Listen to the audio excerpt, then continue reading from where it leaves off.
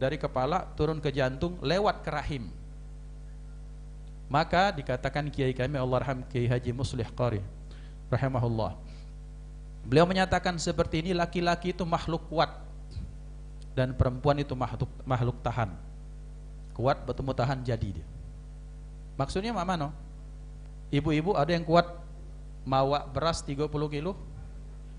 Tidak kuat ya, Masya Allah, cari gawe lain besar katanya.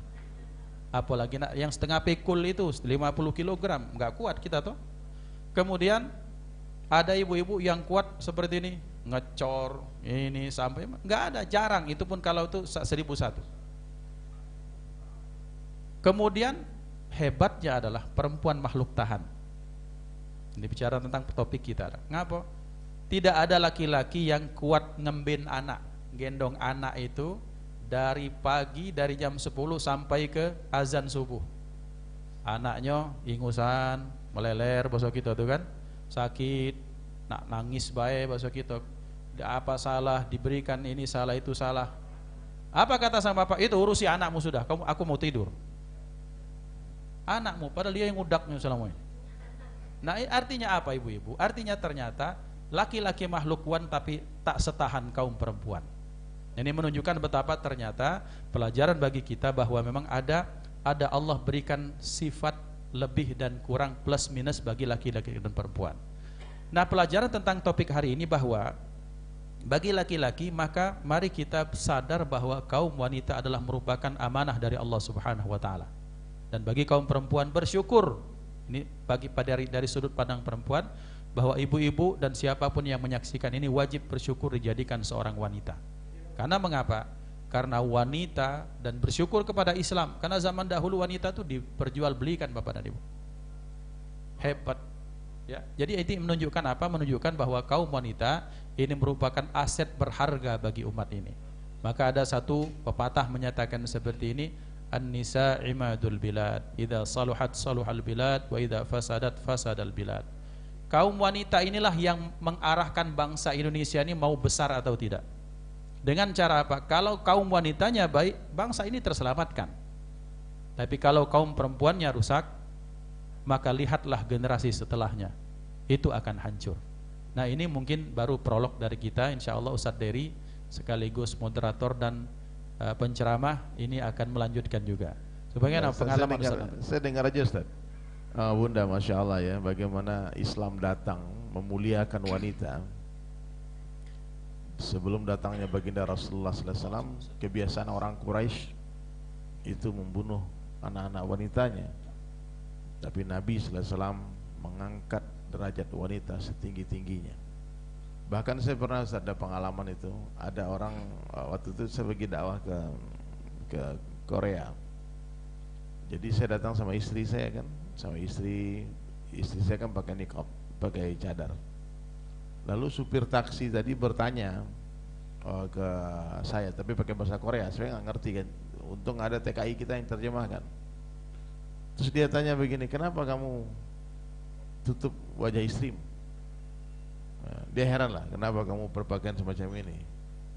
Waktu itu saya cuma menjelaskan tentang kemuliaan wanita aja. Saya bilang wanita itu seperti berlian. Berlian itu, Bunda, kalau pergi ke pasar berlian, saya pernah ke Martapura di Kalimantan itu, judulnya pasar berlian, tapi kita nggak lihat berlian itu dipajang di etalase. Berlian yang betul-betul berharga itu disimpan di dalam brankas. Itu nggak semua orang boleh lihat. Terus saya jelaskan itu bahwasanya Islam itu memuliakan wanita sehingga tidak semua orang boleh melihat dia.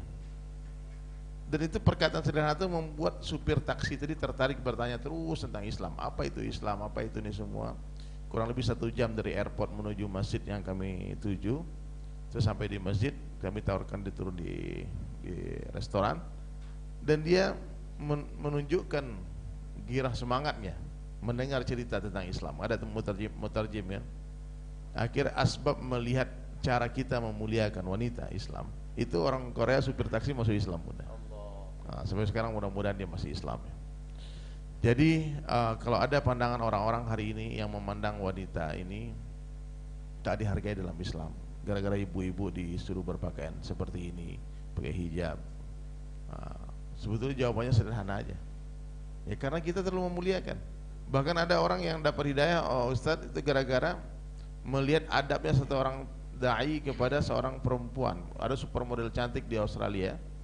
Nah, itu tak dilihat sama kawan kita ini. Ini kisah nyata juga di Melbourne. Jadi sampai model tadi itu bertanya kepada Ustadz tadi, kenapa kamu nggak lihat saya? Semua orang menggoda saya, kamu nggak mau lihat saya. Terus dia gombal, Ustadz. Dia bilang Islam ini memandang wanita seperti memandang seorang ratu. Jadi kalau orang berada di hadapan ratu itu tundukkan kepala, nggak mau ini. Akhirnya tersanjung itu perempuan. Terus dibilang gimana supaya kamu bisa melihat saya sekali aja? Oh nggak bisa katanya. Kalau kamu memang mau dilihat, satu caranya. Apa?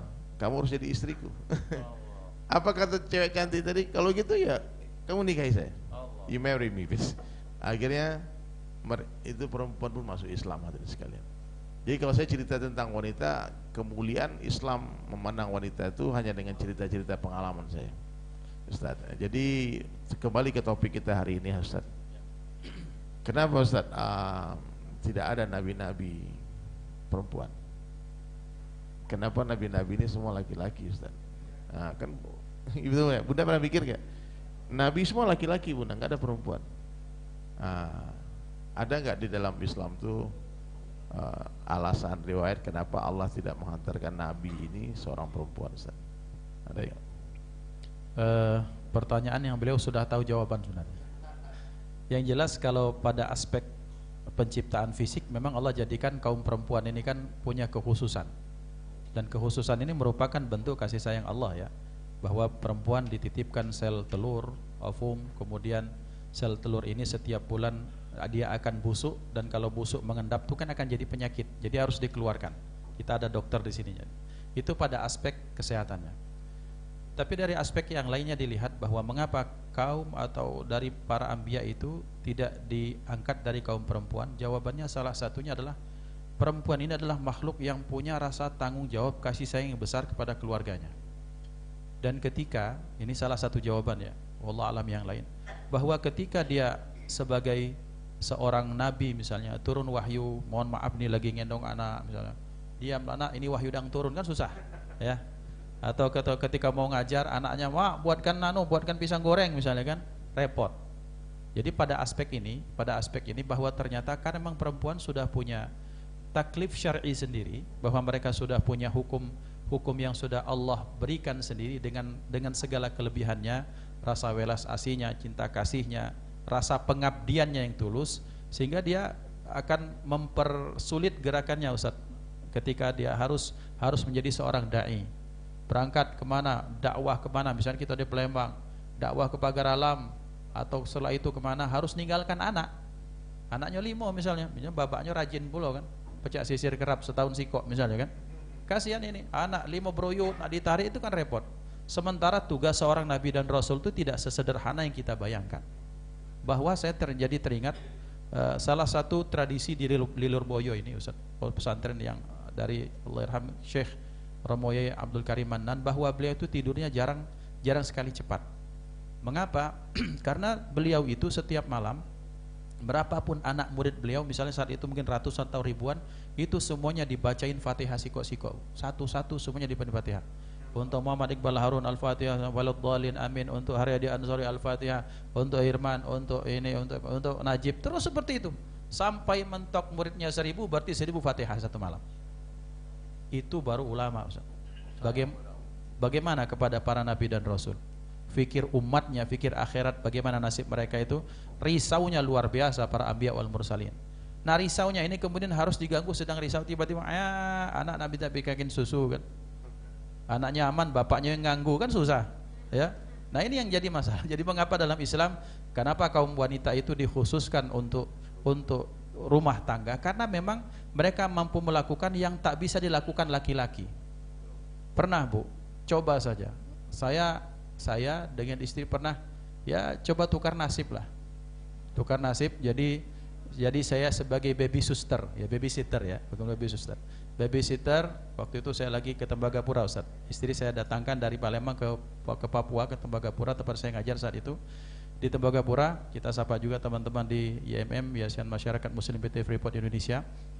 Di situ saya ngajar, istri mau nyetrika, nak nyetrika sama itu. Abi, jagokan adek. Baru itu maksud itu masih satu anaknya. Oh iya, kau setrika sudah, saya yang jaga anak. Nanti tidur, tidak aman sudah. Oh, sudah. Ketika keluar, tiba-tiba kemudian jelebuk katanya. Apa itu katanya? Ternyata lah berdarah hidung. Jadi dari pucuk lah campak dia kan. Bapaknya mana ngorok. Ini satu kasus ya. Yang kedua ketika terjadi ini. Ini pengalaman pribadi, nggak mau menjelekkan orang. Ini bahwa perempuan tetap beda dengan laki-laki. Waktu itu saya disuruh, itu kau jarang pulang tuh 3 bulan sekali, itu anakmu itu coba bacakan dongeng kah, storytelling kah, bacakan gitu. Saya bacakan buku dongeng nggak tidur. Coba kau yang baca sudah tuh. Anak saya suruh baca, tak lama tuh yang tidur bapaknya ternyata. Yang bacain dongeng itu anaknya. Ini terjadi seperti itu. Artinya apa? Ternyata kaum wanita mampu melakukan sesuatu yang tak bisa dilakukan laki-laki.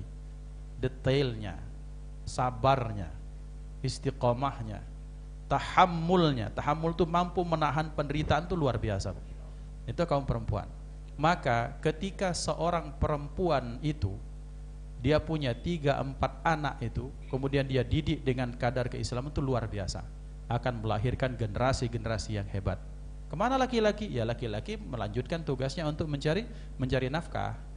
Jadi ini menunjukkan bahwa ternyata memang ketahanan rumah tangga itu ada pada kaum perempuan. Maka dikatakan al-ummu madrasatul ula, bahwa kaum wanita itu merupakan sekolah yang pertama. Lihat ibu, kita observasi dalam kehidupan kita sehari-hari, bahwa mana nanti kebiasaan bapak dengan ibu yang paling sering dicontoh, pasti ibu-ibunya yang dicontoh.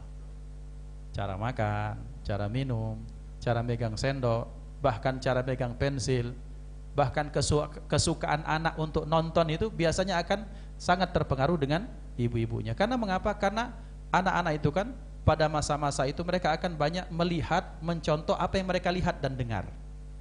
Dan kalau ibu-ibunya wanita salihah, ahli zikir, maka anak-anaknya itu akan keluar kalimat thayyibah setiap harinya.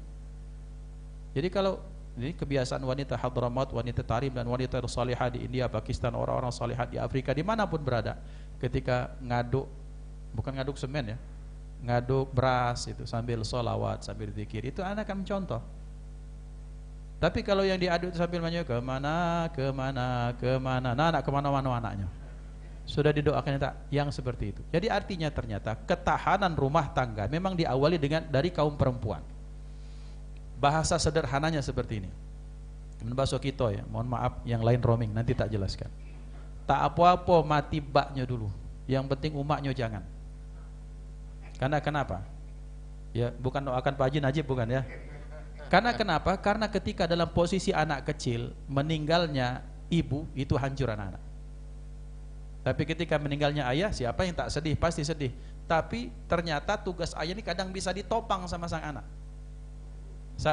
Sama ibu, sama ibunya. Artinya menunjukkan bahwa ternyata hebatnya tahammulat, bahwa kaum ibu itu yang bisa menjaga ini. Nah, artinya kembali kepada topik, artinya bahwa dalam Islam memang amanah luar biasa Allah telah berikan kepada kaum perempuan untuk menyelamatkan dunia ini. Maka berarti bagaimana supaya kita bisa menjaga dan menyelamatkan Islam, menyelamatkan Indonesia, menyelamatkan generasi kita, maka kita harus kembali kepada apa definisi wanita salehah itu sendiri. Supaya menjadi ibu yang baik, menjadi guru yang baik, menjadi penatar yang baik, menjadi suri tauladan yang baik. Maka kita awali ibu-ibu dengan konsep wanita salehah dalam Islam adalah mereka yang mampu dan terus menjaga martabat suaminya, kemudian mampu menjaga harkat dirinya, juga amanah dalam mengelola manajemen rumahnya. Dalam bahasa yang awal, ketika para sahabat yang muda yang senantiasa dianjurkan untuk menikah, maka Rasulullah sallallahu alaihi wasallam itu menyatakan seperti ini, tazawwajul waludal wadud fa inni mukatsirum bikumul umama yaumal qiyamah. Dalam riwayat yang lain, fa inni mubahin bikumul umama yaumal qiyamah. Nikahilah wanita itu yang ada minimal ada 2 karakter ini. Al-walud, al-wadud. Walud itu dia subur, al-wadud dia penyayang. Jadi subur di sini maksudnya dia fisiknya sehat, dia berpotensi untuk kita dapat keturunan darinya. Kemudian selanjutnya dia punya kekuatan fisik untuk bertugas sebagai seorang wanita menjalankan tugas-tugasnya. Al-Wadud juga penyayang. Karena ternyata dalam kehidupan kita sehari-hari bahwa kita akan banyak melihat ternyata kasuistik yang terjadi. Dibilang subur, dia subur. Mungkin hanya sampai 7, 8, bahkan mungkin sampai 11. Tapi sudah beranak, sudah dikeredangnya kami di dusun. Dibiarkannya saja, anaknya mau makan kan tidak, dia terus ini. Dia minal khasyiin. Khasyiinnya di sini. Gimana hari ini terus. Yang dia lihat adalah bagaimana dunianya di HP-nya, di handphonenya. Atau lagi nonton sinetron Azab Indosiar mungkin ya. Anaknya itu nangis meraung-raung. Nah ini ada al-waludnya, desuburnya dapat, tapi penyayangnya belum maksimal. Maka kaum perempuan itu harus punya dua karakter ini. Maka ibu-ibu, terutama untuk aspek yang kedua inilah kemudian semuanya itu akan bisa menyelesaikan masalah. Karena mengapa? Salah seorang ulama besar wanita minal aulia insyaallah, Hubabah Nur, istrinya Habib Umar bin Salim al-Habib, beliau menyatakan seperti ini. Ketika beliau memberikan daurah kepada ibu-ibu, ditanya, anakmu berapa? 4. Kata beliau, berarti anakmu 5. Loh, satunya suamimu itu adalah anakmu. Ini jawaban yang luar biasa. Karena kenapa? Anak sulungmu itu suamimu, atau bahkan sebaliknya anak bungsumu itu adalah suamimu.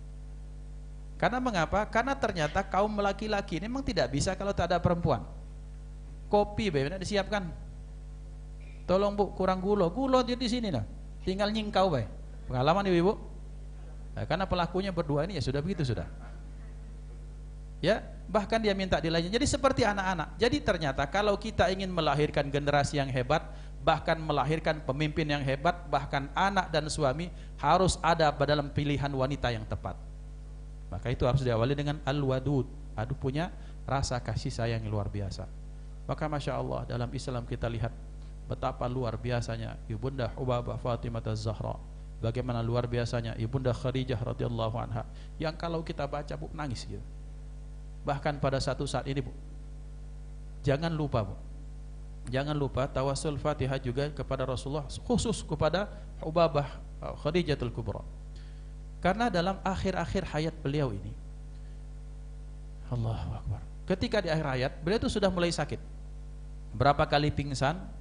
Kemudian ketika pingsan itu, kemudian dia mendengar Rasulullah, langkah Rasulullah datang. Beliau ketuk rumah, tok tok tok, assalamualaikum, boleh masuk?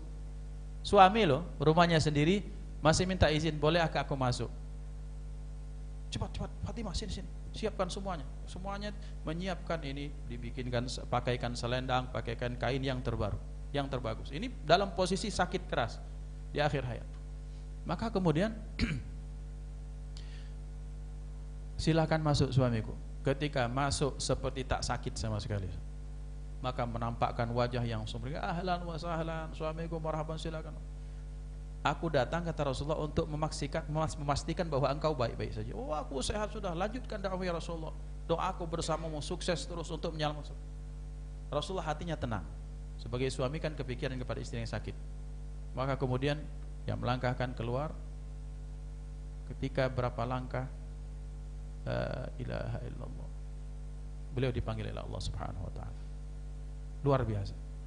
Betapa luar biasanya. Jadi selamatnya umat ini salah satunya berkah perjuangan seorang wanita yang bernama Khadijatul Kubra dengan kehebatannya. Yang kedua, perjuangan hijrah Rasulullah sehingga Madinah menjadi tempat di mana cahaya ini diberikan kepada semesta alam. Ternyata ibu, yang memberikan sumbangsih luar biasa itu adalah seorang gadis, seorang wanita. Kita tahu bahwa Rasulullah Sayyidina Abu Bakar itu kan diintimidasi dan dicari-cari DPO zaman sekarang. Ketika DPO itu kemudian dicari Rasulullah. Nah, untuk mencari cerita itu, mencari bagaimana jasusnya, intelnya itu, ada seorang anak namanya Abdullah, anak Sayyidina Abu Bakar. Tapi untuk keamanan Abdullah sebagai laki-laki juga diawasi oleh orang kafir Quraisy. Maka supaya tak muncul kecurigaan, anak beliau yang bernama Asma binti Abi Bakar, kemudian dia yang setiap hari mengirim sembako makanan kepada Rasulullah dan ayahnya. Maka di Gua Thur, maka dipakai ini kain. Beliau kan kaum perempuan itu kan punya selendang yang diikatkan, ikat pinggang seperti kita. Kemudian ini disobek menjadi dua, satu untuk ikat pinggang, satu untuk wadahi makanan, kemudian diikat, maka beliau dikenal sebagai Dzatun Nitaqain, wanita yang punya dua sabuk. Sabuk ini, satu sabuk untuk dirinya dan satu sabuk untuk umat Islam semuanya. Maka luar biasa. Jadi ternyata ketahanan rumah tangga memang berawal dan berakhir dari seorang ibu. Maka bagaimana supaya kita melahirkan generasi yang baik? Pertama, ketika kita nikah atau menikahkan anak, maka awalkan semuanya lillah wali rasulih. Ini penting, Bu. Jadi mendidik anak itu dalam konsep Islam bukan diawali dengan cari, oh PAUD ini mahal, oh bagus kita cari. Berapa? 10 juta, belum level. Berapa? 11 juta, ini sudah. Ini sekolah bagus ini. Kenapa? Harganya mahal. Kita masukkan situ sudah. Oke. Bukan itu madrasah yang pertama. Madrasah yang pertama seorang pendidik, itu orang ibu-ibu yang baik, awalin niatmu ketika engkau menikahkan anakmu atau ketika kita ingin nikah, maka adalah untuk Allah dan Rasulnya. Karena dari situlah kemudian nilai pendidikan itu akan terus bergulir sampai akhir hayatnya masing-masing. Ketika zaman dahulu, ini cerita ketika zaman kita masih kecil atau belum lahir, Ustaz. Zaman Pak Najib ini masih lucu-lucunya saat itu, ya. Masya Allah, ya, kita doakan beliau sehat walafiat terus. Ketika zaman itu orang nak bergurauan bercewekan bahasa kita sekarang, ya. Zaman dahulu itu nggak bisa langsung, dia harus bawa teman 2 atau 3 orang. Datang apa? Bertandang bahasa kita, bertandang ke rumah Fulanah binti Fulan. Itu pun sudah hebat. Itu biasanya diawali dengan kirim surat dulu. Hei Siti Nurbaya, ini surat dariku, misalnya kira-kira surat itu. Ternyata pas dibaca ada dia Datuk Maringgi ternyata. Nah, itu surat-suratan dulu selesai. Kalau ada bakso di zaman dahulu, kalau di Pedamaran itu kampungnya istri saya, itu ada istilahnya, apa istilahnya? Nyubuk punya. Nyucukkan lidi itu apa? Oh, ada bujang nak marahi itu. Iya, nah pengalaman berarti.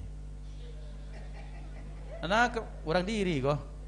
Nah, kemudian ketika itu selesai, ketika sudah pada tahap serius, pengen ketemu sang wali. Yang ditanya pertama, namamu siapa? Namamu siapa? Fulan, anak siapa? Ditanya bapaknya siapa?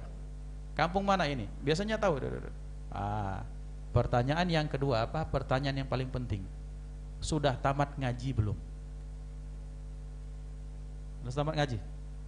Tamat ngaji, bukan berapa gaji, bukan. Sudah tamat ngaji belum? Jadi kalau disebut sudah hatam zaman dahulu, dia sudah dari AIU itu, A di atas A di bawah I, ada depan U, A, I, U, wassalamu itu kan ya. Nah itu baca Baghdadiyah itu sudah hatam, menaik ke Quran, ketika Quran itu sudah hatam, dirayakan orang sekampung. Oh, anak itu prestinya sudah tinggi itu. Dan itu kalau sudah nikah, biasanya langsung diterima lamarannya. Kenapa? Karena orang tua akan menyatakan, ini anak sudah bisa jadi imam bagi anak perempuanku. Pada baca ngaji? Sudah Pak, lah hatam. Berapa 3 kali? 3 kali, baca Fatihah, baca ini selesai. Nah, yang perempuan, kau anak siapa? Saya anak Fulana binti Fulan. Dari mana gini? Diselusuri keluarganya bagaimana. Kemudian setelah itu, bukan itu, sudah bisa masak belum? Kenapa? Karena tugas perempuan itu memang di rumah, Bu, sebenarnya. Untuk ngurusi suami, ngurusi anak, bahwa sebagai bentuk filosofi dari orang-orang terdahulu bahwa engkau sudah siap menjadi seorang pendidik di rumahmu masing-masing. Zaman bergulir, berganti hari, bersilih tahun, datang anak. Siapa namamu nak? Ini. Oh, kerja di mana kah? Saya kerja tukang parkir. Aduh, anak saya mau kasih makan apa tukang parkir? Kata teman saya tukang parkir kapal. Oh ya, payu diterima. Parkir kapal besar jo, ya. Besar itu. Parkir pesawat, parkir kapal, karena teman-teman saya itu orang di pelabuhan kan namanya pandu ya. Pandu ketika ada kapal besar dia yang kasih masuk. Itu bahasa kami teman-teman namanya tukang parkir kapal itu. Jadi masuk, oh itu tidak kurang dari 20.000 itu. 20 juta. Oh tidak apa-apa, laju. Anakku insya Allah sehat kalau itu. Nah ini ibu-ibu. Jadi ternyata, dan laki-laki kalau tanya, anak ini dari mana? Kuliah? Enggak masalah enggak kuliah. Yang penting good looking. Yang penting glowing. Supaya apa? Kalau dibawa ke pesta, kalau bahasa kita pesta itu kan dibawa ke kondangan, itu tuh enak. Yalah kebelagak bini pakam, jadi seperti itu. Jadi sudah jauh dari nilai Allah dan Rasulnya. Nanti kalau seperti ini semakin dia masuk ke fase rumah tangga, maka dia akan meninggalkan nilai Islam. Islam itu hanya akan dikenang satu, ketika melahirkan, marhaba, diazankan dulu. Yang kedua kalau tasmiyah, ngundang. Biasanya pun itu pakam itu paginya barzanji, malamnya pesta sehari semalam. Jadi ngajinya dikit, pestanya 24 jam. Gimana membentuk karakter anak seperti itu? Yang ketiga, kapan pas nikah? Yang keempat, kapan pas dia mati? Itu saja Islamnya. Padahal fase seorang wanita untuk mendidik anak diawali dengan menikah atau menikahkan anaknya. Yang kedua, ketika dia hamil. Mulai dari awal dia sama suaminya, kemudian ketika sudah mulai tidak lemak perut, sudah mulai banyak ya hasibu ya hasib ya hasib ya hasib dibaca 7 kali, minta supaya anaknya sehat, supaya anaknya ini tidak keguguran. Kemudian pada usia 4 bulan kandungan, maka mulai hataman Quran. Jadi zaman kita zaman dahulu kenapa harus 4 bulan? Saat itu ruh sedang ditiupkan Allah Subhanahu wa taala. Jadi Masya Allah, orang-orang tua kita dulu tuh luar biasa. Hadisnya mereka faham, dalilnya mereka paham. Tidak ada tuh, zaman Rasulullah nggak ada 4 bulan tuh baca manaqib Syekh Abdul Qadir Jailani. Ya mana Syekh Abdul Qadir Jailani belum lahir kok. Maksudnya adalah pada usia 4 bulan di mana ruh sudah mulai dititipkan, kemudian setelah itu pendengaran sudah mulai Allah berikan kepada sang anak, yang ditangkap itu adalah kalimah-kalimah thayyibah. Ngundang anak-anak yatim, ngundang santri-santri, ngundang para hufadzul Quran, dibacakan Quran supaya didengar itu kalimah-kalimah thayyibah. Setelah itu ketika 7 bulan dibaca manaqib Imam Syafi'i, manaqib Syekh Abdul Qadir Jailani, supaya anak itu tabarruk, tafaul, supaya muncul di dalam diri kita, alam bawah sadar kita, bahwa doa tertinggi kita untuk melahirkan anak yang soleh, bukan anak yang terkenal. Ini kan pendidikan namanya. Jadi dalam Islam, dan siapa yang paling banyak berkecimpung? Lakinya mentor, beca motor. Lakinya petani, suaminya petani. Suaminya pedagang, suaminya pegawai. Yang banyak berkecimpung, yang ngosoi perut itu ya bininya masing-masing. Jangan minta kosokkan dengan laki orang, haram. Ya, ya Allah, nah. Maka muncullah Sultan Fatih, Muhammad Al-Fatih. Ceritanya bagaimana? Konstantinopel itu, ketika sudah usia 7-8 bulan lah mulai besar itu. Maka kemudian ini ibu tiap hari datang, katakan, nak, di depan kita Konstantinopel itu sedang dijajah oleh musuh Islam. Nanti kelak engkau yang akan membebaskan tempat ini. Ayo nak, baca Fatihah, baca surat ini. Anak dari dalam kamu sudah dididik, Masya Allah. Jadi al-ummu madrasatul ula, betul-betul itu diamalkan, tidak sekedar slogan yang kosong saja. Jadi Masya Allah. Ini Ustaz kira-kira sudah Ustaz. Tawalna alaikum. Ustaz, ini lagi enak dengar. Oh, lagi enak dengar. Jadi artinya bahwa nilai pendidikan dalam Islam itu memang seperti itu. Dan ada satu poin yang saya lupa. Poin itu adalah memberikan anak makanan yang halal. Ini penting ya. Karena kecerdasan seseorang itu, cerdas itu kan dalam Islam kan tidak sekedar ranking 1, Bu ya. Jadi ibu-ibu dimanapun Anda berada, para pemirsa dimanapun Anda berada, tolong jangan anak dijadikan obsesi cita-cita kita. Karena kita dulu ranking 2, pengen anak ranking 1, dipaksa anak, dicubit, kau kalau tidak ranking 1 kau sudah, kau jadi anak durhaka, jadi kukutuk jadi batu misalnya. Jangan seperti itu. Jadi emas ya, kocak dijual. Jadi lihat ya, betapa ternyata dalam Islam berikan makanan dia makanan yang baik dari hasil yang baik. Semua orang Islam tak akan mau makan babi, makan anjing, gak mau. Tapi cara mendapatkannya boleh jadi kita banyak terjerumus di sana.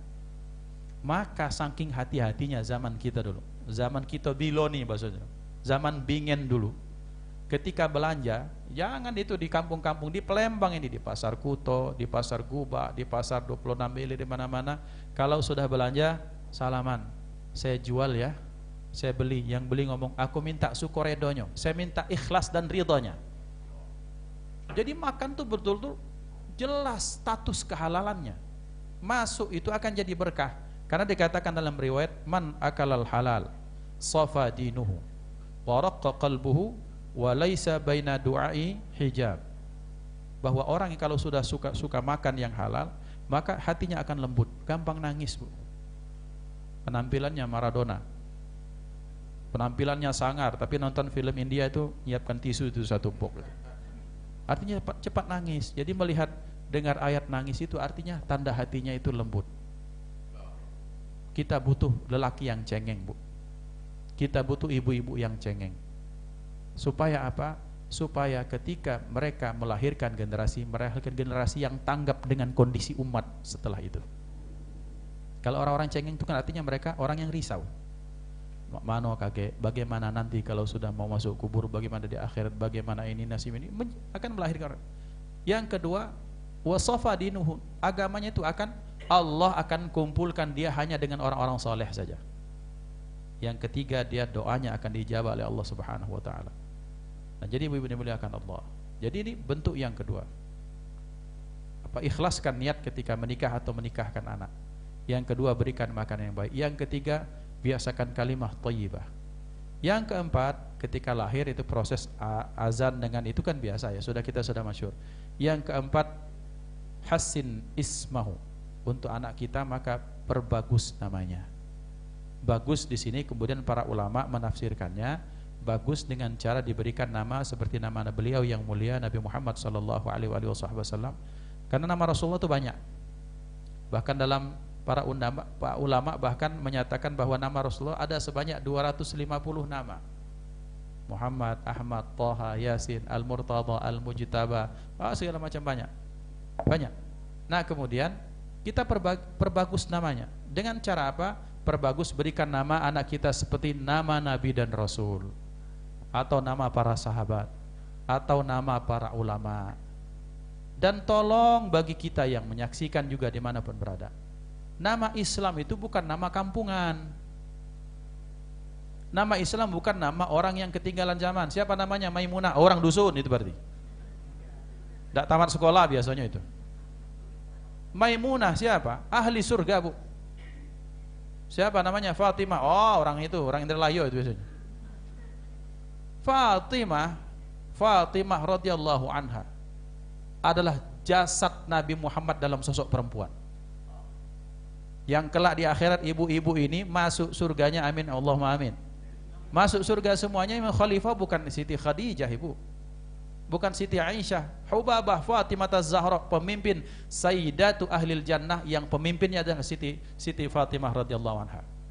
Maka diriwayatkan kelak di akhirat ketika semua sudah di padang mahsyar, muncul nada munadin minas sama, akan ada suara dari langit menyatakan, tundukkan pandangan kalian karena Fatimah bintu Muhammad mau lewat. Maka beliau lewat bersama ayahnya yang dimuliakan. Semua pandangan tertunduk. Jadi berbangga, Bu. Ternyata tetap saja di akhirat ibu-ibu itu tetap menjajah tuh lah, Bu. Nundukkan pandangan semua, perempuannya mau lewat. Dan jadi perbagus namanya. Siti Fatimah, Siti Zainab, Maisarah, Khadijah. Dan kemudian kalau sudah ada nama, jangan dipotong-potong. Fatimah jadi emot, Asia jadi siut, Maimunah jadi mun misalnya kan. Tidak ada nama Munah sini. Aisyah siapa ya misalnya. Mungkin ada masukan. Masya Allah. Jadi Bunda luar biasa nih. Saya kalau Ustaz Iqbal Harun ceramah setiap Ahad subuh biasanya gitu ya, kadang Sabtu subuh, itu selalu saya jadikan kalimat-kalimat beliau ini sebagai status quotes. Bagus-bagus. Tadi kalau bunda-bunda catat tuh banyak banget tuh. Memang tidak ada wanita yang jadi nabi. Tapi kalau dari cerita Ustadz Iqbal Harun tadi, saya melihat ya bahwasanya pengorbanan nabi-nabi ini dan pengorbanan istri para nabi tetap dipandang oleh Allah. Bahkan nabi-nabi yang didukung oleh istrinya dalam berdakwah itu semua banyak pengikutnya. Orang akan memuliakan dan mengikuti ajakan pada nabi dan rasul tadi. Tapi kalau nabi-nabi yang tak didukung oleh istrinya dalam berdakwah, itu nggak ada pengikutnya.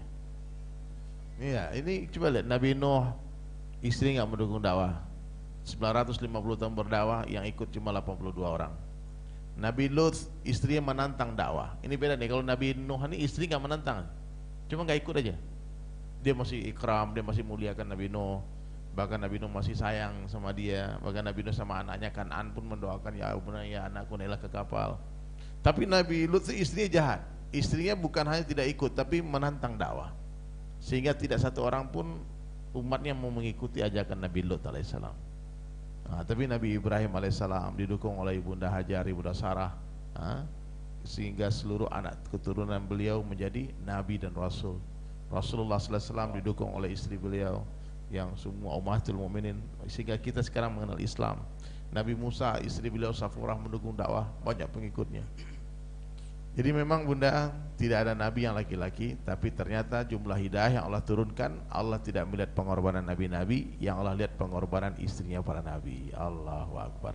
Allahu Akbar. Ya, jadi penting ibu-ibu ini bekerja sama, bukan hanya dalam memperbanyak anak, bukan bekerja sama dalam membangun rumah. Karena kalau kerjasama dalam bikin anak, ya kalah kita sama babi.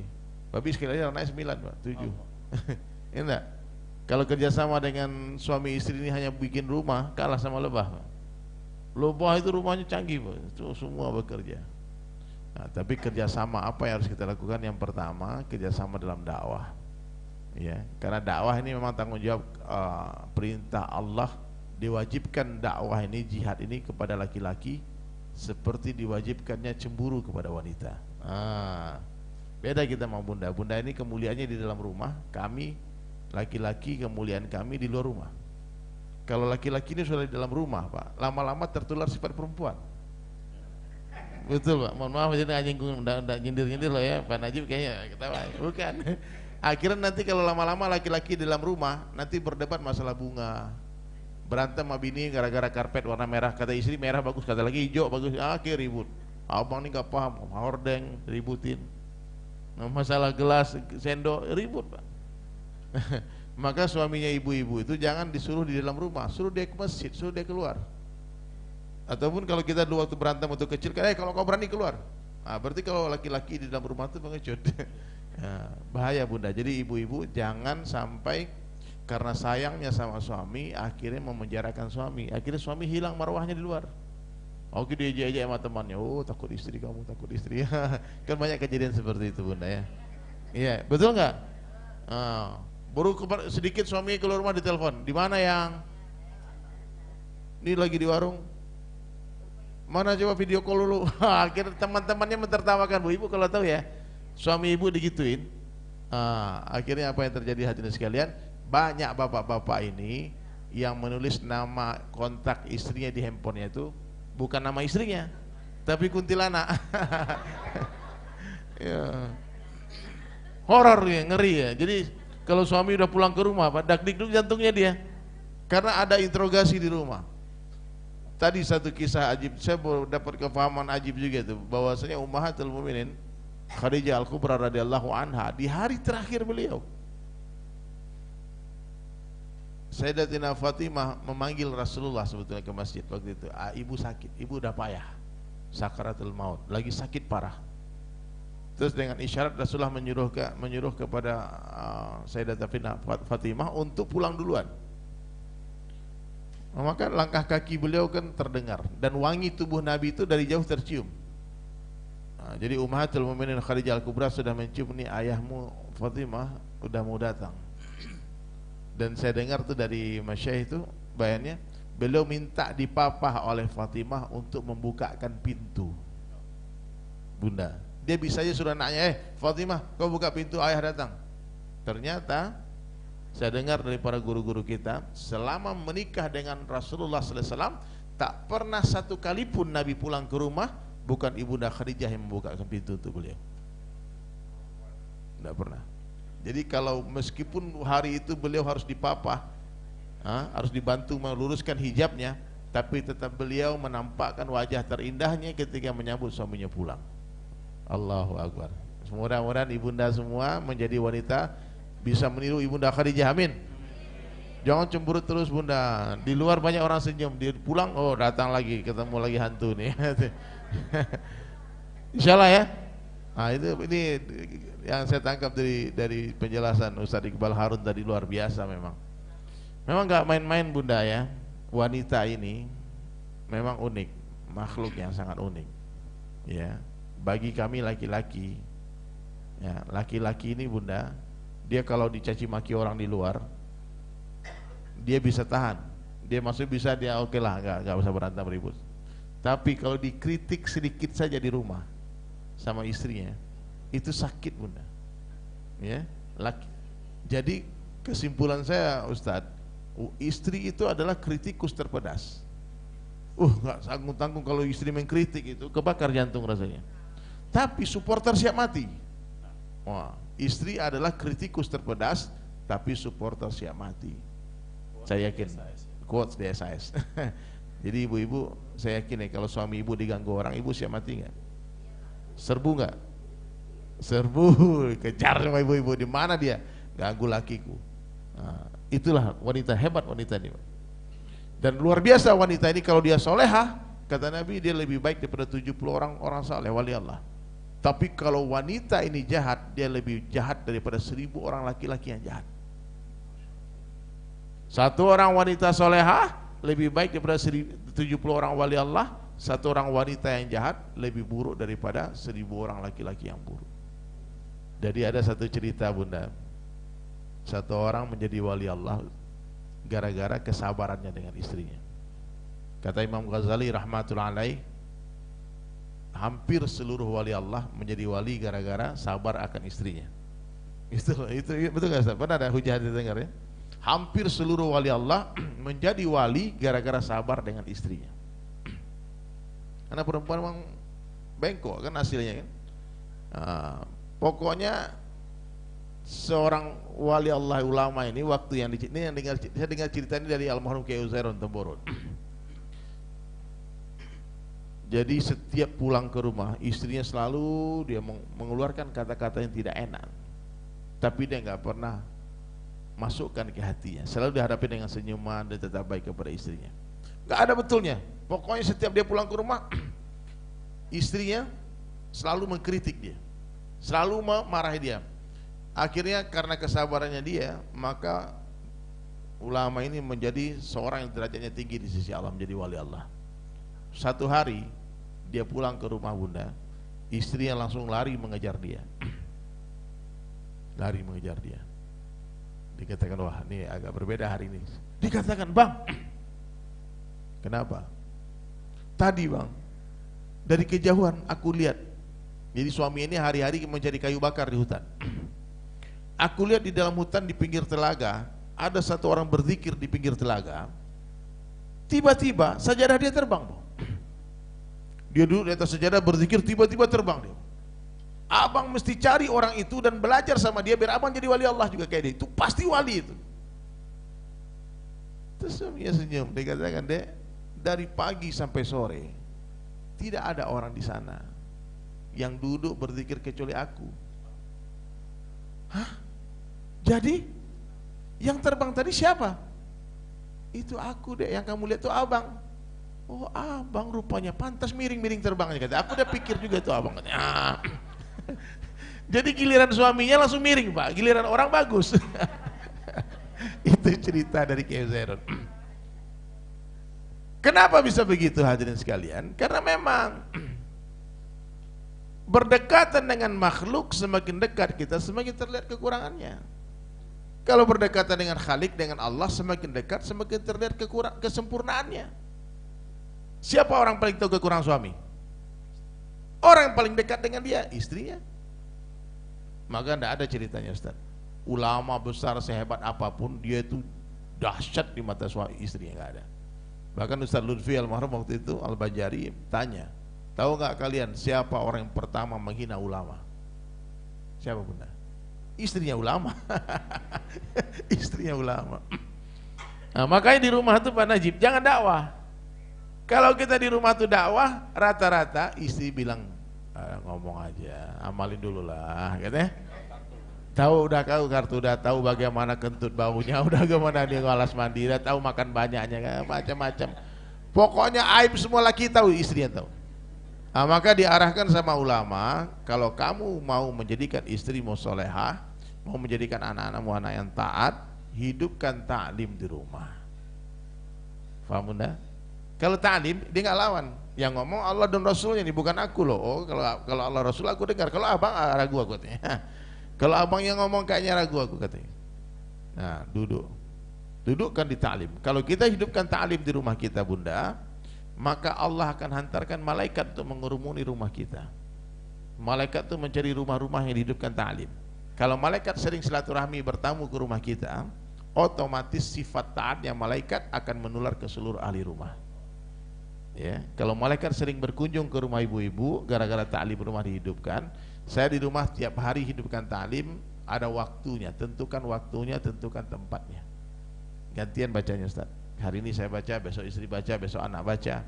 Gantian. Meskipun cuma satu hadis, dua hadis, satu ayat, dua ayat, tapi istiqamah. Ya. Insyaallah Bunda ya, ibu udah punya kitab ta'lim belum? Ada kitab Fadilah Amal, Fadilah Sedekah, Muntakab Hadis, ada kitab Riyadhus Shalihin yang ibu-ibu, bapak-bapak nggak perlu lagi menterjemahkan. Kalau guru-guru kita yang dia baca tuh Arab gundul, Bunda, kitab kuning itu. Kalau kita kadang-kadang yang bahasa Latinnya kita baca salah-salah baca ya nak.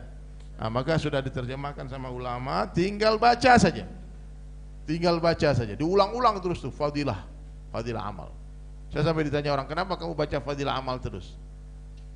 Orang kalau tidak tahu Fadilah Amal, Bunda, dia nggak semangat beramal. Itu nggak, Ustaz? Sekarang saya kasih tahu Bunda, nanti pulang-pulang umpama nih ya, sebelum pulang ke rumah ada batu besar di depan Masjid Baitur Rahman ya, ibu-ibu angkat batu itu ya, tolong digeser batu itu. Terus pas ibu-ibu keluar lihat batu sebesar truk, gilo si Derin ini, masa batu sebesar truk disuruh angkat, disuruh geser? Pasti ibu-ibu nggak mau geser, betul nggak? Oh, udah pulang aja lah, ngapain? Tapi kalau saya kasih tahu Bunda, di bawah batu besar itu ada emas 10 kilo, Bunda. Hah? Ada uang 10 M. Terserah Bunda mau langsung pulang silakan, mau geser batu juga boleh, silakan. Kira-kira geser nggak? Geser lah. Orang kalau nggak tahu Fadilah Amal, dia nggak semangat beramal. Maka ta'lim itu Ustaz mesti Fadilah Amal di rumah, Fadilah sholat. Nabi itu kalau membuat sebuah, memberitakan sahabat beramal, Nabi kasih tahu gajinya dulu. Rakaatain fajri khairan minad dunya wa ma fiha. 2 rakaat salat sunnah sebelum subuh lebih baik daripada dunia beserta isinya. Oh, ibu-ibu kehilangan tas beserta isinya, nangis nggak? Nangis nggak? Kenapa kehilangan 2 rakaat sebelum subuh nggak nangis? Karena nggak yakin dengan sabda Nabi. Kenapa nggak yakin? Nggak diulang-ulang hadis ini dibaca. Mestinya Bunda kalau kesiangan tidur azan, terdengar azan subuh baru bangun, nangis. Kenapa? Hilang dunia beserta isinya. 2 rakaat sebelum subuh hilang. Rakaatain fajri khairan minad dunya wa ma fiha. Abu Hurairah mau nanam pohon di depan Masjid Nabawi. Nabi panggil dia, Abu Hir, ya Rasulullah, mau gak kamu aku beritahu sebuah cocok tanam yang lebih baik dari ini? Mau ya Rasulullah. Ucapkan subhanallah, Allah tumbuhkan satu pohon di surga. Coba semua subhanallah. Ibu-ibu, bapak dapat satu pohon di surga. Dari Sulaiman dapat, kalau ini 100 orang hadir, saya dapat 100 pohon. Karena siapa yang menyuruh orang beramal kebaikan, dia dapatkan pahala orang mengikutinya. Bunda ya, lihat di masjid kita lagi dibangun ya. Aku gak ada duit ya, gimana cara bantu ya? Dari Sulaiman lagi bikin lukisan 30 juz. Gimana aku bantu? Duitku gak ada. Aku punya tetanggaku duitnya banyak. Nanti tak bisik-bisik ke Pak. Tahu-tahu tetangga kita tersentuh hati. Oh betul juga kita bantu lah Ustaz dari itu ya. 1 halaman 10 juta donasinya. Ya, aku 1 halaman lah. Tahu-tahu gara-gara omongan kita orang bersedekah, Bunda dapat pahala sedekah 10 juta enggak? Dapat 100% royaltinya. Saya punya teman di Jakarta namanya Nefri, saya baru kenal di Instagram juga. Beliau orang yang sederhana saja, nggak punya dia mungkin duit 10 juta untuk disedekahkan, tapi asbab dia udah 3 halaman Bunda, Pak Haji, 3 ya, 3 halaman. Dia bilang, Bang, hari ini aku akan telepon lagi nih, aku punya kontak banyak artis-artis, aku punya teman-teman yang ini yang punya duit, nanti aku telepon dia. Terus tahu-tahu dia WhatsApp, Alhamdulillah, deal 1, tunggu sebentar. Dapat juga itu dari almarhum Sis NS, orang sini, orang Palembang ya. Sis NS tuh teman saya udah meninggal, dari istrinya juga. Itu asbab rayuannya Nefri tadi. Itu nih Palembang ini. Irwan Syah, Ivan Gunawan. Ini nyumbang ke masjid ini Bunda. Siapa lagi? Si Primus, Ibu tahu Primus? Primus. Ini masjid ini mendunia nanti Bunda. Masjid Baitur Rahman nih, Yang support masjid kita ini bukan hanya orang Palembang, dari Amerika datang bantuan, dari Jeddah, dari Brunei, dari Malaysia, dari Kalimantan, dari Bali, dari Manado, Masya Allah. Jadi Bunda, sekarang saatnya ya kita nggak akan berhenti untuk menyelesaikan masjid ini, karena semangat ketua masjid luar biasa. Ibu lihat aja pas masuk masjid, warna masjid apa tuh? Orange sama gold, membara kan? Nah, membara warnanya. Dan lukisan pun yang saya buat di Yesus pertama warnanya semangat Bunda, warna semangat. Nanti alangkah indahnya nanti ya, ada nama Bunda, nama orang tuanya, nama ayahnya, almarhum ibunya di masjid ini abadi. Kemudian nanti kita akan bikinkan kayak buku alumni itu, Ustadz. 604 donatur itu akan kita bikinkan kayak buku wisuda sesajana itu, foto mereka masing, kalau mereka bersedia ya, yang bersedia saja fotonya, kalau enggak kita enggak usah masukkan foto. Kemudian kita akan kirimkan ke seluruh donatur sebagai kenang-kenangan. Keren kan? Nah, jadi nanti kalau kita udah nggak ada, nenek anak cucu kita datang ke Masjid Baitur Rahman, dia cari kakekku pernah nih, halaman 320 ini kakekku nih. Oh, ini kakekku ini. Jadi begitu Bunda. Jadi bukan urusan ria-riaan. Tapi kalau seandainya tidak ada prasasti, tidak ada tulisan sejarah tentang dulu orang-orang yang membangun masjid, tentang kisah Wali Songo itu tidak ada cerita hari ini. Dan apa yang kita buat hari ini Bunda akan menjadi sejarah 100-200 tahun yang akan datang. Dan saya yakin Masjid Baitur Rahman ini akan Allah akan jadikan asbab hidayah, akan Allah jadikan asbab memancarnya nur hidayah ke seluruh alam. Amin. Ya, amin ya, Masya Allah. Dan ada sesi tanya jawab, boleh sampai nanti salat zuhur. Bunda angkat tangannya kalau mau bertanya. Terus nanti yang mau ikut donasi, yang bulan lalu belum mendaftar, silakan mendaftar, nggak ada masalah. Bulan lalu Bunda, Ustadz 11 halaman dari majelis. Iya Pak, 11 halaman donasi dari mak-mak. Takbir mak-mak, Allahu Akbar. Kalau bapak-bapak agak slow. Kalau mak-mak ini memang benar. ATM-nya di mak-mak. Khair, ada yang bertanya silakan, tafadhol. Angkat tangannya Bunda yang mau bertanya, nanti dikasih mic-nya. Sebelum bertanya ibu-ibu ya, ini menyambung kisah beliau. Jadi ada seorang ulama besar, wali juga, para penuntut ilmu, kiai, habaib, masyayikh pasti tahu, Ibnu Hajar Al-Haytami. Al-Haytami. Beda, ada Asqalani, ada Al-Haytami. Dua-duanya orang Mesir. Singkat cerita, ini Ibnu Hajar Al-Haytami ini kan masyhur dia, tapi memang menyukai hidup secara sederhana. Nah, Ibnu Hajar Al-Haytami ini kan istrinya ini kan namanya seorang wanita ya, wajar lah ya, pengen gitu masuk ke pemandian air panas saat itu. Nah, ketika masuk pemandian air panas, ternyata harganya anggaplah saat itu 2 real tuh sudah sangat mahal, 200 ribu lah mungkin sekarang. Maka kemudian dikatakan oleh ini, balik besadu bosok gitu, curhat ke suaminya, oi pak, kapan-kapan bawa aku kah ke mana air panas kah, pengen sauna segala macam. Mungkin tinggal bahasa sekarang tuh ya pengen medicure pedicure lah bahasa ibu-ibu ya. Ya perawatan. Spare partnya diperbaiki lah kira-kira seperti itu. Tapi nggak ada uang, ini ada PT kah? Nggak ada uang ini. Terus gimana? Kemudian ya sudah, aku mungkin kalau ada barokah sedikit, aku selain untuk makan kita, aku sisihkan uang. Terkumpul uang 20 ribu sampai misalnya terkumpul ini 2 real itu sampai 200 ribu, kemudian dia kasih ke istrinya. Oh, berangkat riang ini istri. Kemudian sang istri berangkat sudah sumringah, sudah kebayang enaknya mandi air panas ini. Kemudian ketika masuk close, kata penjaga, hari ini semuanya yang tempat-tempat ini, semua tempat semua sudah di-booking oleh seorang ulama besar namanya Ar-Ramli. Jadi istrinya Imam Ar-Ramli itu pengarang kitab yang terkenal, seorang ahli fikih terkenal. Iya, semuanya sudah. Jadi kalau mau datang ya besok sudah. Kalau hari ini sudah tutup. Ya maunya hari ini, nggak bisa. Balik merajuk. Itu memang dunia ini sudah punya Ramli sudah, kata-kata di sini. Ibnu Hajar Haytami katanya ulama, enggak ada uang, enggak ada terkenal sama sekali. Lo ada apa ini istriku? Uang sudah kukasih. Iya, tapi hari ini semuanya sudah di booking sama istrinya Imam Ramli. Ya sudah, mau gimana lagi namanya? Pokoknya aku ceraikan. Kamu ceraikan aku sudah. Lah terus bagaimana? Ngotot. Oke, gini. Ini di Mekah ceritanya. Dia berangkat ke sini. Kemudian dia ajak, zaman dahulu kan sumur Zam-Zam kan masih bisa ya. Betul-betul sumur Ustaz. Ketika itu ditimba ini.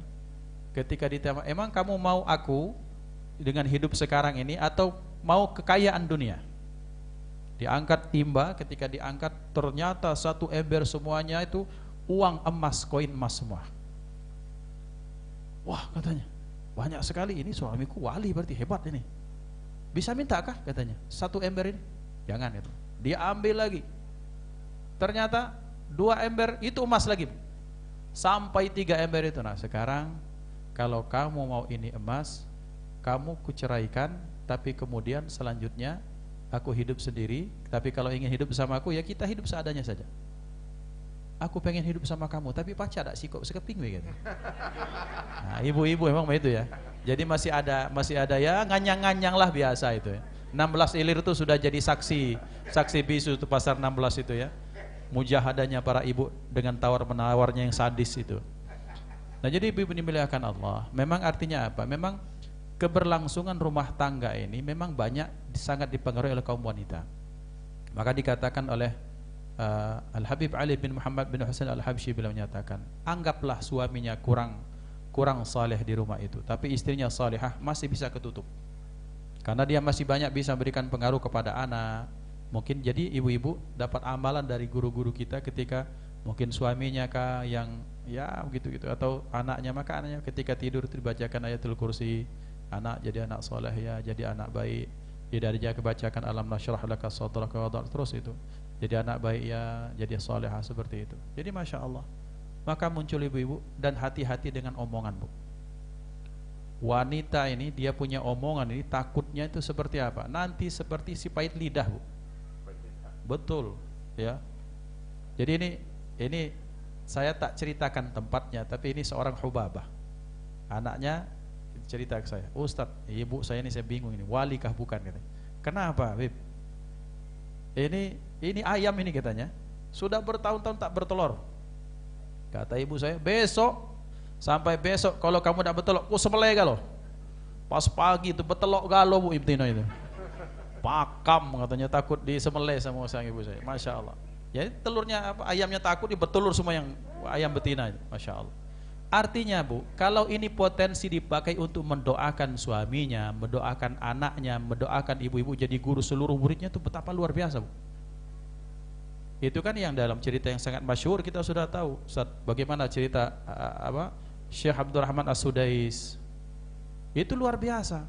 Betapa banyak ternyata muncul orang-orang besar dengan berkah ucapan seorang wanita, yaitu ibu. Ini beliau, Pak Dokter. Jadi anak siapa? Bapak kita? Bapak Allahyarham Bapak Usman Said SPOG. Istri beliau atau ibu beliau ini, Ustadz, ibu tuh tidak pernah marah sama kami. Sampai-sampai ini beliau cerita ke saya ketika ditraktir makan. Setelah ini maksudnya diajak makan lagi setelah ini kan. Jadi beliau cerita,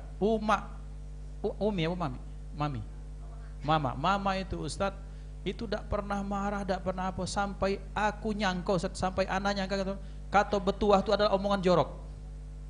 Kalau kami nakal, nak betuah nih anak kau ini, betuah nian kau ini, betuah punya budak. Nah kira-kiranya itu ya, Upin dan Ipin itu ya. Itu kata-kata yang bagus supaya anak ditakutkan ketika kita marah. Ternyata malaikat sedang mencatat, pintu langit dibuka. Bahaya, Bu, kalau salah ucap. Asar lolo bengak ini, no anak mongok ini no. Sampai ke tua. Ngapo? Ya omongan ibu-ibu. Maka dinyatakan dalam hadis, la taqulu ala anfusikum au ahlikum illa bi khair. Fa innal malaikata yu'minuna ala ma taqulun. Terhadap dirimu, anakmu, keluargamu, jangan ngomong ucapkan kecuali yang baik-baik saja. Karena malaikat senantiasa mengaminkan apapun yang kalian ucapkan. Nah, beliau ceritakan. Jadi kalau sudah anak betua, jadi omongan ibu itu sekalipun marah, mohon jangan terucap kata-kata yang tak bagus. Apalagi si sewet. apalagi isi kebun binatang. Na'udzubillah tsumma na'udzubillah. Terlambat. Iya. Ya. Apa? Isi kain. Bahaya itu, ya kan? Bahaya itu. Ya, hati-hati, Bu. Jadi jangan sia-siakan potensi doa kita diijabah Allah dengan kata-kata yang tak bagus. Allah. Maka ucapkan kata-kata yang baik untuk anak-anak kita. Madrasah pertama berarti ternyata potensi besar itu diawali oleh seorang ibu, dengan ucapannya, dengan perbuatannya, dengan tingkah lakunya, dan dengan doanya. Maka insya Allah ini yang dapat kami sampaikan. Mungkin bisa ada yang boleh ya mau bertanya, Bunda silakan. Menambah, Ustaz. Ya, kalau enggak saya lanjut lagi dulu. cerita-ceritanya. Ya. Ibu-ibu Kita mungkin ada kalau pengalaman, silakan. Masalah rumah tangga ini Pak Najib banyak romantika dinamikanya, lucu-lucu. Banyak yang lucu-lucu, kocak-kocak. Bunda ada yang mau bertanya silakan sebelum azan zuhur. Atau ada mungkin yang mau apa namanya, yang mau ikut join melukis sejarah. Saya mau dong 1 halaman, boleh angkat tangan Bunda silakan, nanti dicatatkan namanya. Ada? Silakan. Tuh ada yang mungkin Bunda yang mau 1. Itu mau mic, mau bertanya. Atau mau 1 halaman? Kayaknya Bunda silakan. Ayo silakan Bunda, silakan. Assalamualaikum warahmatullahi wabarakatuh. Kami dari Masjid Taklim Muhajirin Pak Jo Palembang. Terima kasih atas undangan daripada Masjid Baitur Rahman yang telah mengundang kami untuk mendengarkan tausiah sekaligus melihat kaligrafi yang sangat indah ini. Kami tertarik sekali bagaimana kiatnya yang punya awal masjid ini bisa menarik ataupun mengajak para ustadz, terutama Bapak Dery Sulaiman sebagai sponsor untuk memajukan ataupun memperkenalkan termasyhurnya Masjid Baitur Rahman ini. Allahu Akbar. Kami sangat tertarik sekali, terutama saya. Alangkah indahnya masjid ini kalau ini berada di Sumatera Selatan, bahkan ini akan mendunia di seluruh dunia. Amin. Tadi ceramah ataupun tausiah bahwa ibu-ibu ini adalah madrasah untuk rumah tangga terutama sendiri maupun untuk masyarakat umumnya. Yang saya tanyakan, kiat-kiat apa yang bisa untuk menjadikan masjid di mana saja sehingga masjid bisa makmur, aman, dan tertib dan indah. Masjid kami alhamdulillah sudah indah juga, tapi belum seindah apa yang Allahu Akbar, Masya Allah, yang ada di Baitur Rahman.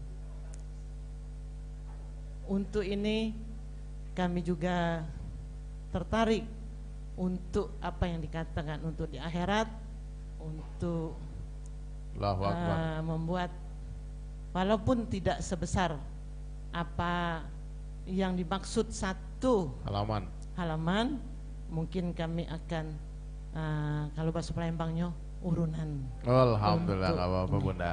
Itu saja Ya. Pak, terima kasih. Bisa nanti atas nama Majelis Ta'limnya Assalamualaikum patungan nanti rame-rame. warahmatullahi wabarakatuh. Sudah ada ya, alhamdulillah. Jazakallah khair. Bunda, sedikit saya mau cerita aja. Ini cerita, mungkin ibu-ibu mungkin banyak bertanya nih, kenapa Dery Sulaiman ini di Palembang?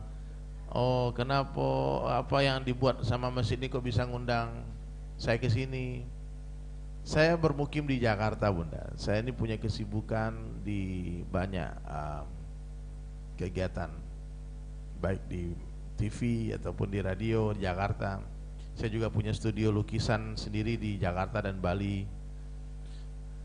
Jadi Ustadz, saya tidak ada sedikit pun terbesit di kepala saya akan berlama-lama di Palembang. Palembang ini tidak termasuk destinasi cita-cita saya merantau, nggak ada. Saya orang tidak melanjutkan perjalanan karena pengurus